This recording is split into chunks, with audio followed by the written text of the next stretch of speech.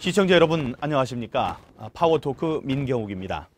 올겨울 유난히 춥습니다. 이 한파에 등유값, 연탄값 같은 연료비가 크게 올라서 서민들의 마음이 춥고요. 또 아직도 힘겨운 대피소 생활하는 포항 지진 사태의 이재민들도 계시죠. 국회 상황까지 또 얼어붙고 있어서 저희의 마음도 무겁습니다. 저희 자유한국당이 현장 밀착형 조직으로 거듭나고 있습니다. 그 중심에 새로운 원내 사령탑이 있습니다. 바로 오늘 민경욱의 파워토크 주인공 김성태 신임 원내대표신데요. 오늘 다양한 주제를 놓고 심도 깊은 내용을 논의해 보겠습니다. 김성태 원내대표와 함께하는 민경욱의 파워토크 지금 출발합니다. 김성태 대표님 어서 오십시오. 지난 화요일에 원내대표로 선출되신 이후에 아주 바쁜 한 주를 보내셨을 텐데 그렇습니다. 먼저 민경욱의 파워토크 시청자 여러분들께 간단한 인사해 주시죠. 여러분들 감사합니다. 김성태입니다. 자유한국당은 이제 가진 자 기득권 정당이 아니라 또 금수저 웰빙 정당이 아닙니다. 이 땅에 진정한 노동의 소중한 가치와 함께 열심히 살아가시는 서민, 노동자, 농민 그리고 중산층 여러분들을 위한 진정한 정당으로 저희들이 거듭 태어나겠습니다. 그 중심에 제가 섰습니다. 이제 저희 당은 당내 분열과 갈등은 어떤 경우도 있을 수 없습니다. 오로지 제1야당 자유한국당이 기울어진 운동장에서 다시 문재인 정권의 정책 포퓰리즘을 바로잡아내고 또 정치 보복에만 혈안이 되어 국정 운영을 일방통행식으로 가져가고 있는 이 폭거를 바로잡는 일이 저에게 주어진 소명입니다. 열심히 잘하겠습니다. 네, 세 팀이 출마를 하셨기 때문에 1차 선거에서 바로 결정되지는 않을 것이다. 결선 투표가 있을 것이다. 이런 예측들이 있었는데 1차에서 끝내셨습니다. 과반수를 확보하셨는데 그렇게 표를 몰아준 우리 당 의원님들의 그 뜻, 시대 정신은 뭐라고 생각하시는지요? 그만큼 우리 의원님들은 지금의 우리 당의 위기 상황에 대해서 직시하고 계시고 이 원내대표 선출은 우리 당이 새롭게 바로 설 수 있는 그런 좋은 기회이자 또 선택입니다. 그런 측면에서 다들 예상을 깨고 1차에 이렇게 가반 이상의 득표를 하게 해준 의원들께 감사드리고 즉 그 말은 더 이상 이게 2차로 가면은 또 당이 이합집산 이전 투구가 이루어질 수 있기 때문에 분열이 될 수 있다. 그렇죠. 결론은 이제 분열입니다. 그걸 이제 미연에 방지하기 위해서 제가 많이 모자라고 부족한 사람에도 불구하고 잘 싸워줄 수 있다는 그런 관점에서 신뢰를 보내주신 것 같아요. 네, 아유 겸양의 말씀하셨습니다. 그 일성으로 싸워야 할 때 싸울 줄 아는 야당, 또 강력한 투쟁력과 전략을 갖춘 야당을 주장하셨습니다. 또 멋진 얘기를 하셨는데 문재인 정부에 대응해서 거센 모래벌판 엄동설안에 내버려진 들깨처럼 싸우겠다. 이런 선언하셨습니다. 대표님이 구상하시는 우리 당의 원내 전략을 좀 들려주십시오. 그렇습니다. 그동안 우리가 야당된 지 지금 한 8개월 되지만은 아직까지 문재인 정권의 민주당은 여전히 사상과 이념 그리고 현장 투쟁으로 무장된 그런 전통 야당 스타일이에요. 반면에 진짜 야당이 된 우리는 아직도 온실 속의 하초로 이렇게 자란 그런 어떻게 보면은 좀 나약한 모습의 어떤 야당을 했다고 할까요?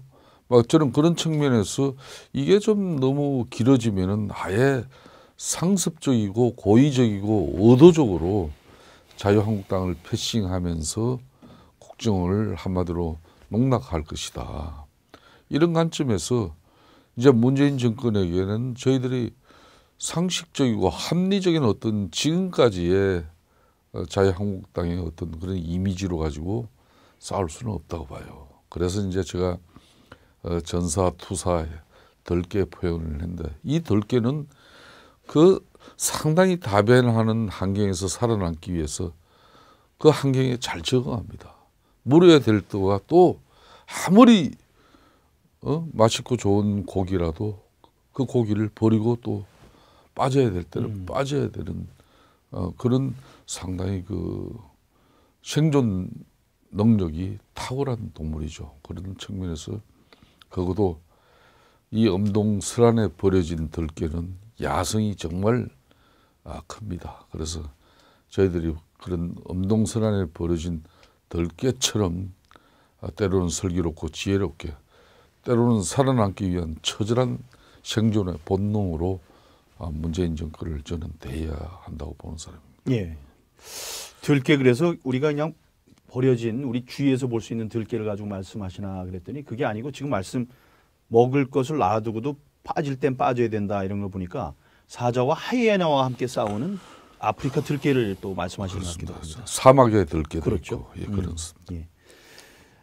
지금 말씀하셨지만 여당은 제1야당을 적폐 세력으로 규정을 하고 또 패싱을 하고 있고요. 제3당과 밀실 야합을 하고 있습니다. 이런 집권 여당을 상대로 대응하는 것이 녹록치 않은데 김성태 대표만의 협상력의 비결이 있다 하면 어떤 게 있을까요? 저는 제가 가족들의 생계와 또 저 자신의 학비를 벌기 위해서 20대 후반에 중동 사우디 건설 현장에서 말 그대로 사막에서 정말 눈물 젖은 빵으로 노동을 이어가면서 또 귀국해서는 이 노동운동 현장에서 20여 년이 넘게 쉽게 말하면 생존 전략을 늘 몸에 익숙하게 경험하고 있었습니다. 특히 분쟁 조정 현장에서 이 중앙노동위원회 심판조정위원회를 하면서 저 자신이 또 분쟁 조정의 해결사로 나서기도 했었죠. 그런 측면에서 저는 싸울 때와 싸우지 말아야 할 때를 잘 판단해야 되는 것이고 또 싸울 때는 이거는 상대가 흔히 말하는 깐을 보거나 우습게 보이지 않는 그런 강인함이 있어야 됩니다. 그러니까 대여 투쟁력이 미비된 가운데 대여 협상은 사실상 지난번 우리가 예산안 심의 처리 과정에 많은 노력을 했지만은 쟤네들은 거의 고의적으로 의도적으로 자유한국당을 패싱하면서 국민의당과 밀실 거래를 통해서 예산안 합의를 해버리고 또 밀실 뒷거래 이 작물로 가지고 그 작물이라는 건 선거제 개편이라든지 개헌 그리고 공수처 국정원법 뭐 이런 걸 가지고 밀실 뒷거래를 했단 말이에요. 이거 있을 수 없는 이야기예요. 불과 39석밖에 안 되는 제3당인 국민의당과 이 친구들이 거래하면서 제1야당을 패싱한 걸 아마 대한민국 헌정사에서 찾아보기 힘든 경우예요. 맞습니다. 예. 이건 바로 문재인 정권이 그만큼 비열하다는 겁니다. 그래서 이 비열한 집권당 세력인 이 민주당에게는 저는 그 사람들 투쟁력보다 제가 더 강하면 강하지 결코 아마 어느 누구랑 비교해도 저는 처질 사람이 아니에요. 그렇기 때문에 한번 보십시오. 지금처럼 방식으로 문재인 정권이 민주당 앞세워 가지고 뭐 국민의당과 이런 뒷거래를 통해서 국회 운영하고 또 대통령 정치를 통한 국민적 지지 대통령 정치를 통해서 계속 일방통행식 그런 국정 운영은 곧 종식될 수밖에 없습니다. 대표님께 거는 국민들의 기대가 큽니다. 또 대표님들께서 깃발을 드셨기 때문에 우리 자유한국당 의원 모두의 어깨도 무겁습니다. 앞으로 열심히 하겠다는 말씀을 드리면서 이 얘기 또 다뤄보지 않을 수 없습니다. 지난주 문재인 대통령의 국빈 방문, 중국 방문 얘기인데요. 청와대는 한중 관계의 새 시대를 열었다 이렇게 자평을 하고 있는데 대표님 보시기에도 그렇습니까? 아니 아마 대한민국의 국격과 품격을 이렇게 정상에 외교해서 이렇게 망가뜨린 경우는 전무후무합니다. 이거는 자유당 시절에도 이런 경우는 없었어요.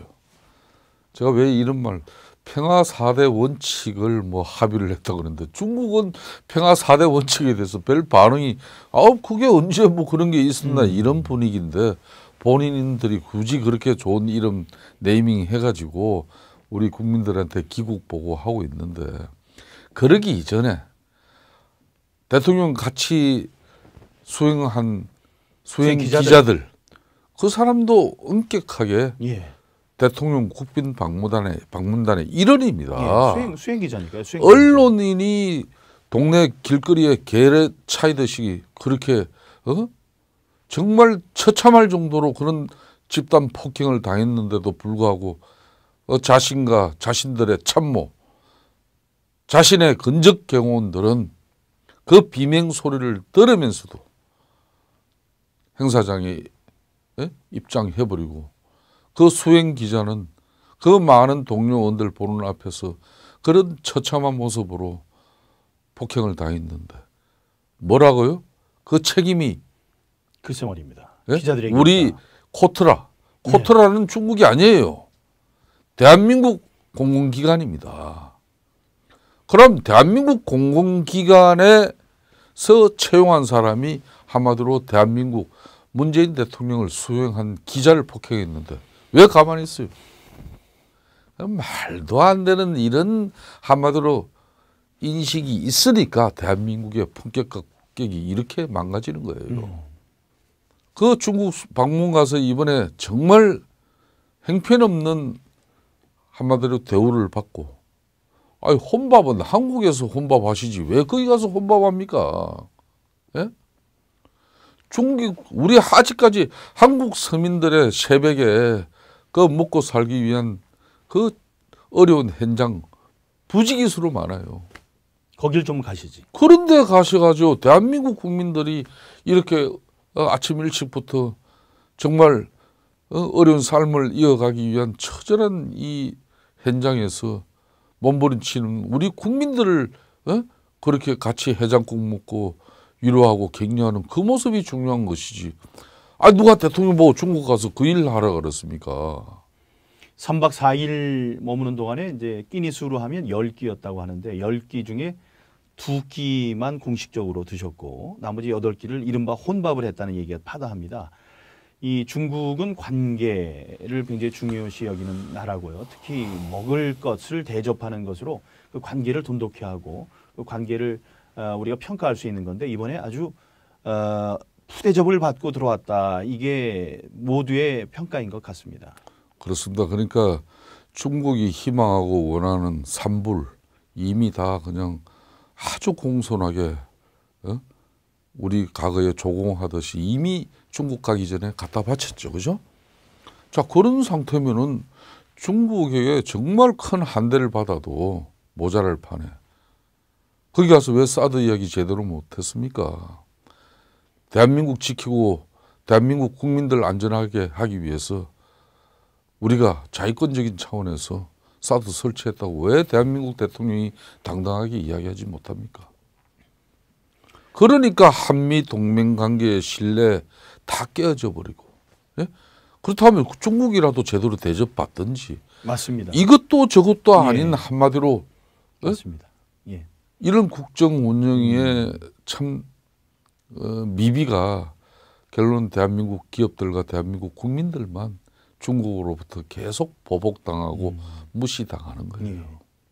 지금 말씀하셨지만은 사드 배치할 때 우리의 국격을 생각을 해서 당당하게 사드는 배치해야 한다. 이렇게 얘기를 하시든지 아니면 사드에 반대했으니까 이번 중국을 방문했을 때 중국에서 좀 특별한 대우를 받으시든지 했었어야 되는데 사드는 사드대로 반대를 했고 또 거기에 이제 반대한 입장에서도 중국에 가서는 제대로 된 대접을 받지 못해서 저희 국격이 많이 손상된 그런 이제 자괴감을 우리들이 느낄 수 있었습니다.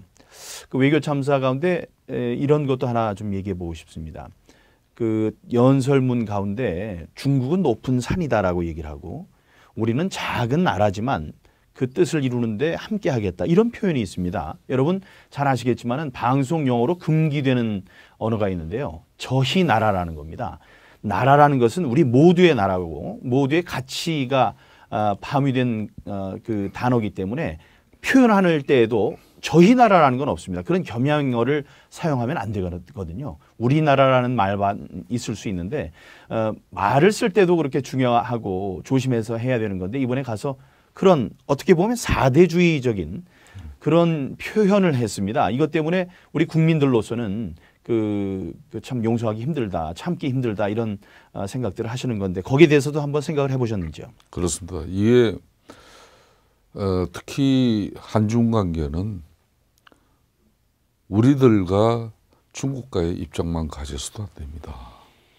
한미 동맹 관계라는 것을 늘 염두에 두고 한중 관계를 이렇게 가져가야 되는 것이지. 지금 문재인 대통령은 한미 동맹 관계는 아예 머릿속에 지워버리고 한중 관계만 생각하니까 바로 지금 이런 말씀이 나오시는 거예요. 예. 이번에도 한번 보십시오. 이번에도 대통령 그런 특수한 나라인 중국의 순방을 앞두고 청와대 비서실장이 얼마나 밤을 새우고 완벽한 준비를 해줘도 중국에서 저런 외교 참사가 발생하는 건데 얼마나 하급하고 다급하고 시급했으면은 대통령 중국 순방을 앞두고 대통령 비서실장이 그것도 대통령 특사라는 자격 가지고 UAE 아랍에미리트 연합을 긴급하게 방문하지 않으면 안 되는 그런 사연. 그 국민 앞에 왜 진실대로 밝히지 않습니까? 그 문제를 가장 먼저 제기하신 분이 우리 김성태 접니다. 원내대표신데 그 말씀 좀 한번 해주십시오. 제가 어떻게? 원내대표 취임하자마자 일성이 바로 이 문제예요. 한 달 전에 송영무 국방부 장관이 레바논 유엔 파병 평화유지군 우리 장병들과 그리고 UAE의 아크 부대를 방문해서 이미 격리를 마쳤습니다. 그럼에도 불구하고 임종석 실장이 특사 방문의 목적이 그런 거라는 거거든요. 이걸 대한민국 국민이 누가 믿겠습니까? 이제 내용인적 많은 언론 그리고 소문이라든지 의혹에서 비롯됐지만은 많은 이제 언론 매스컴에서 다루고 있지 않습니까? 결론은 탈원전 정책의 당위성을 확보하고 지난 정권의 치적을 이걸 백지화시킴으로써 한마디로 국익을 포기하더라도 자신들의 정치적 이익만을 도모하기 위한 그런 아주 나쁜 짓을 했다는 그런 의혹이 현실화되고 있어요. 그게 UAE 현장에서 네. 그 원전을 우리가 수주를 했는데 수주 과정에 쉽게 말하면 마치 뒷거래나 있었던 것처럼 그걸 파다가 결국은 그 나라 왕세제까지 그 내용이 이제 알게 되고 한마디로 일간의 의혹처럼 국교 단절 이야기까지 나오고 거기에 상응하는 쉽게 말하면 그 정부의 조치가 현실화될 위기가 되니까 그래서 급히 갔다는 거 아닙니까? 그럼 제가 왜 이 말씀을 드는가 하면은 이 정권은 쉽게 말하면은 자신들의 정치적 목적을 달성하기 위해서는 그 UAE 원전 수주 같은 경우는 원전 수주 자체는 20조라는 대한민국에서는 제일 큰 프로젝트. 그렇죠. 20조지만은 작년 박근혜 정부 시절에 UAE와 또 대한민국이 체결한 UAE 예. 원전 운영권 맞습니다. 이거 60년 동안 무려 56조입니다. 천문학적인 돈이에요. 76조가 되는 거죠. 그렇습니다. 전체가 되면요. 예. 이런 엄청난 한마디로 국익을 취할 수 있는 이런 원전 기술과 원전 시공 능력이 세계가 인정하고 UAE가 그렇게 해서 한국의 이 시공 능력이 너무 정확하게 이루어지기 때문에 운영도 맡겨야 되겠다 해서 작년에 건데 그걸 마치 정권 차원에서 그걸 수주하고 마치 리베이트나 지급하고 뒷거래나 있는 것처럼 몰고 가다가 이게 참 어찌 보면은 이게 엄청난 일입니다. 이게 국교 단절까지 선언할 수 있는 그런 상황까지 갔다고 보시는 아니 거죠? 그러니까 그 애교 관가에서는 뭐 그런 분위기예요. 예. 그걸 막기 위해서 갔다. 그렇습니다. 그래서 오늘 조선일보 보시면 알겠지만은 그 현지에서는 이미 다 파단 현실이에요. 그걸 국회 운영위원회에서 임종석 실장의 특사 간 목적과 수행 인원 그리고 가서 누굴 만났느냐 이런 걸 국민적 의혹을 해소하기 위해서 운영위원회 개최하자 그래도 민주당은 지금 현재 임종석 청와대 실정 보호하고 자기네들의 그런 한마디로 냄새 나는 그런 행동들에 대해서 자신감이 없는 거죠. 거부하고 있군요. 그렇습니다. 예, 그래서 운영위원회를 이제 소집을 요구를 했습니다. 우리가 운영위원장 자리를 정우택 대표가 하고 계셨는데 이제 후임 대표가 선출이 되셨으니까 그 자리를 우리 당에서 차지하는 건 당연한 일인데 근데 저쪽에서는 때를 쓰고 있죠? 그렇습니다. 바꿔야 한다. 작년 20대 국회 개원 협상 때 이미 16개 상임위의 각 당별 배분, 그 배분 원칙에 따라서 각 상임위가 지금 운영되고 있고 위원장이 지금 활동을 하고 있는 거예요. 그럼 우리 당에서 원내대표가 그 상임위 위원장 임기는 2년입니다. 맞습니다.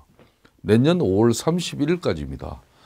그러면 우리 당이 새로운 원내대표를 뽑혔으면 당연히 우리 당이 전임 원내대표가 위원장을 하고 있었던 상황이라면은 국회 개원 협상의 합의 정신에 의해서 그게 당연히 임기를 보장하고 또 저에게 운영위원장을 국회에서 의결해 줘야 되는 그렇습니다. 것인데 지금 민주당은 제가 아까 말씀드린 대로 임종석 실장을 비롯한 청와대 참모들 그리고 강한 야당을 부르짖는 제가 앞으로 운영위원장이 되면은 문재인 정권의 심장부라는 청와대가 하루도 편할 날이 없겠다는 그런 판단하에 지금 이걸 극구 반대하고 막고 있죠.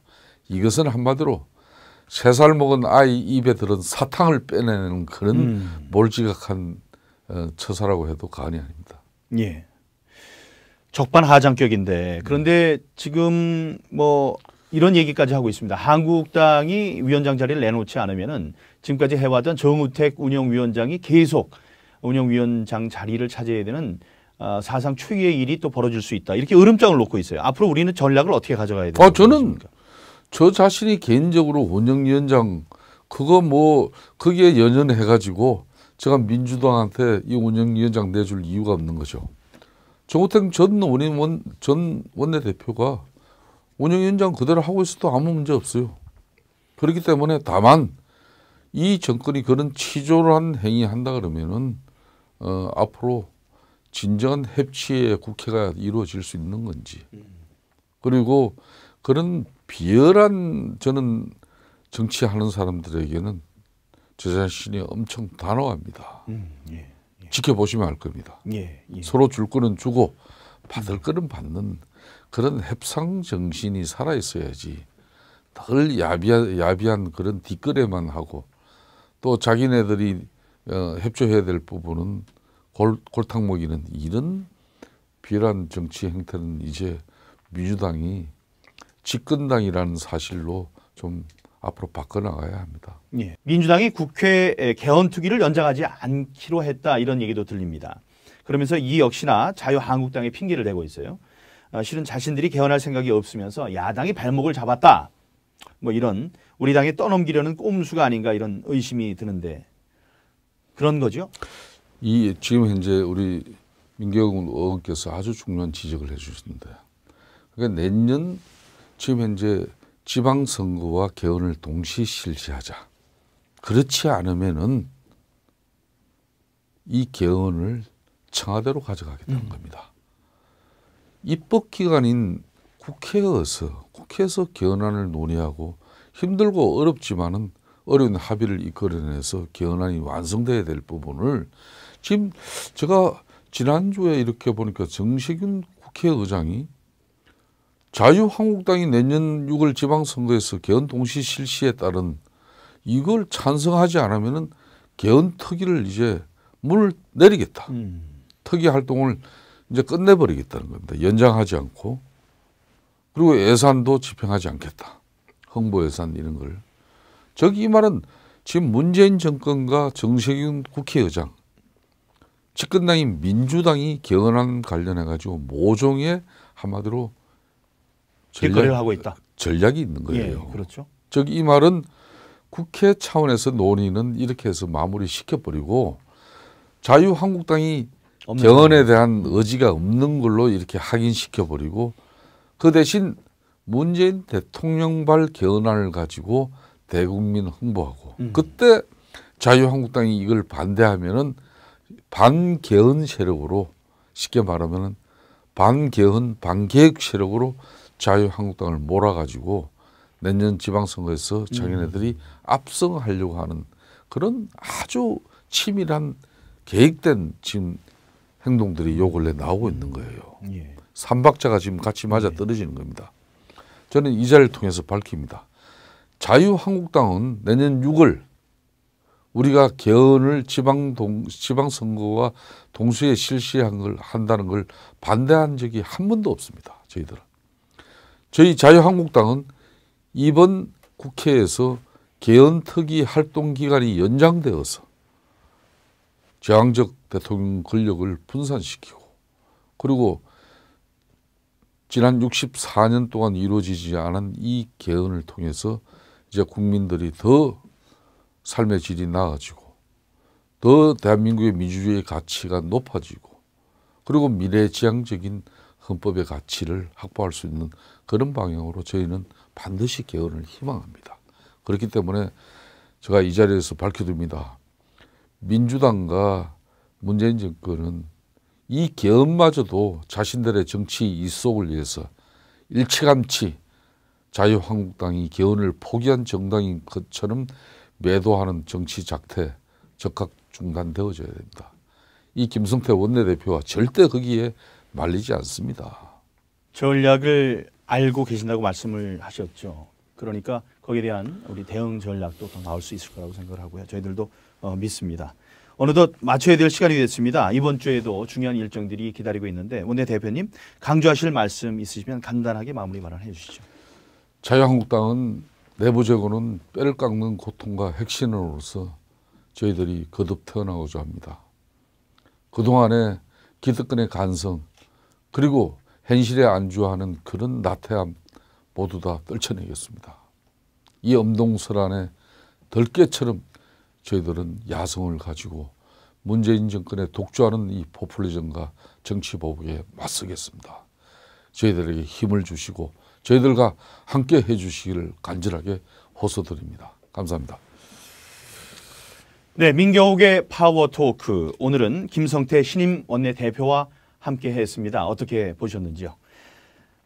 새 원내대표와 함께 저희는 강한 야당, 싸우면 이기는 야당으로 국민의 마음을 얻는 한국당이 되겠다는 말씀을 드리면서 민경욱의 파워토크 여기서 마무리하겠습니다. 저는 다음 주 이 시간에 다시 찾아뵙겠습니다. 안녕히 계십시오.